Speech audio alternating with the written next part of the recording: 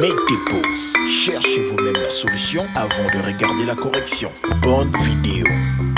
Pour l'exercice 3, on nous dit, les couples suivants sont-ils des solutions de l'équation 7x plus y égale à moins 3? Justifié. Donc, pour la question A, on commence par le couple moins 1, 4. Et il nous faut remplacer xy par les bonnes valeurs. Par expérience, on sait qu'un couple, c'est xy. On appelle même ça en général un couple de coordonnées xy, où x est l'abscisse ou la première coordonnée et y l'ordonnée ou la deuxième coordonnée. Donc, il est facile de voir que le x est moins 1 et que le y c'est le 4. Pour savoir si ce couple moins 1, 4 est solution de notre équation, on va remplacer x et y par leurs valeurs et voir si ça nous donne une égalité qui est vraie. On commence par le x, on le remplace par sa valeur moins 1, mais attention, ici il faut respecter les opérations. Si on laisse ça comme ça nous fait du 7 moins 1. Nous n'avons pas 7 moins 1, nous avons 7x. Et donc si on a 7 fois x et que x est remplacé par moins 1, le 7x doit se transformer en 7 fois moins 1. Pour pouvoir avoir 7 fois moins 1, on commence d'abord par mettre le fois, mais c'est pas suffisant, il manque aussi des parenthèses, car deux opérations, multiplier et moins, ne peuvent pas se suivre. On va ensuite faire la même chose pour le y.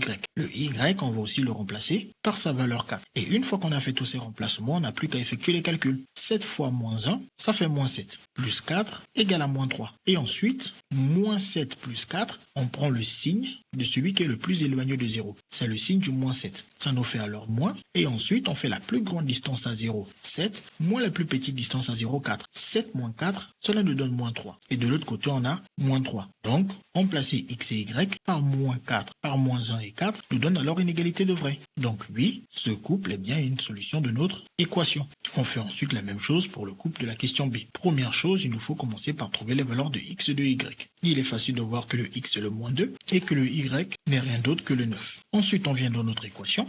On commence par remplacer x par sa valeur moins 2. On n'oublie pas la multiplication ainsi que les parenthèses. Ensuite, on va faire la même chose pour le y. On va aussi le remplacer par sa valeur 9 que nous avons trouvée. Ensuite, on n'a plus qu'à effectuer les calculs pour voir si ça nous donne bien le moins 3. 7 fois moins 2, ça nous fait moins 14 et on réécrit juste le plus 9. Ensuite, on effectue le calcul. Les deux nombres n'ont pas le même signe. Par conséquent, on va garder le signe de celui qui est le plus éloigné de 0, soit le signe du moins 14. Ça nous fait alors un moins et ensuite on fait la plus grande distance à 0, 14, moins la plus petite distance à 0, 9. 14 moins 9, cela nous donne alors moins 5. Et ensuite, on sait que moins 5 n'est pas égal à moins 3. Ce qui veut donc dire qu'on ne peut pas remplacer x et y par ces valeurs et obtenir une égalité vraie. Donc ce couple n'est pas solution de notre équation. On met donc la réponse non. On passe ensuite à la question C et on doit commencer par trouver les valeurs de x et de y. Le x, on voit facilement que c'est le moins 1 sur 4 et le y, on voit facilement que c'est le moins 5 sur 4. On revient alors à notre équation et on va commencer par remplacer x par sa valeur moins 4 sans oublier la multiplication ainsi que les parenthèses. Et on fait la même chose pour le y, on le remplace par sa valeur moins 5 sur 4. Ensuite, on n'a plus qu'à effectuer les calculs pour voir si cela va nous donner moins 3. Donc attention ici, il faut savoir multiplier une fraction par un nombre. Un nombre qui multiplie une fraction multiplie uniquement le numérateur.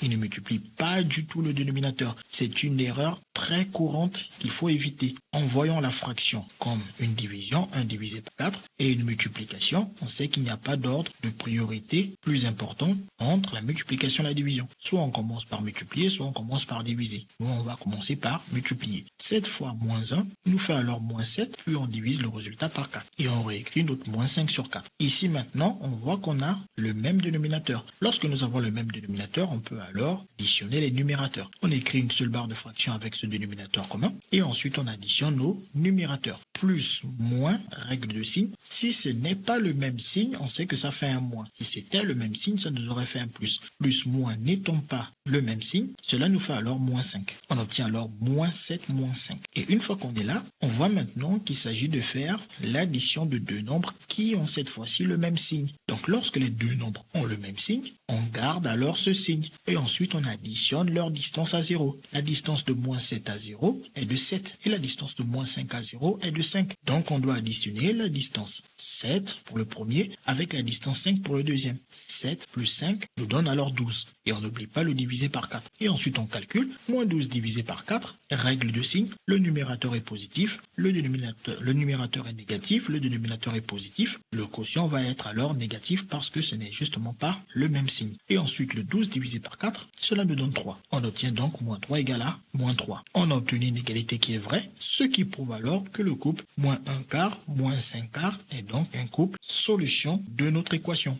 La réponse est alors oui. Ensuite, pour notre dernier couple, on commence par trouver la valeur de x qui est évidemment moins 2 sur 3, puis on trouve la valeur de notre y qui est évidemment 2. Et une fois qu'on a trouvé les valeurs de x et y, on n'a plus qu'à remplacer x par sa valeur qui n'est rien d'autre, moins 2 sur 3. On n'oublie pas le symbole de multiplication et on peut même ici mettre des parenthèses qui sont facultatives parce que le moins se trouve sur la barre de fraction. On fait la même chose pour le y que nous remplaçons par sa valeur 2. Puis on effectue les calculs comme on l'a dit. Le 7 multiplie uniquement le numérateur. Et 7 fois moins 2, 7 étant positif, moins 2 étant négatif, ils n'ont pas le même signe, donc le résultat est négatif. Et 7 fois 2 donne 14. On obtient moins 14 et on n'oublie pas le divisé par 3.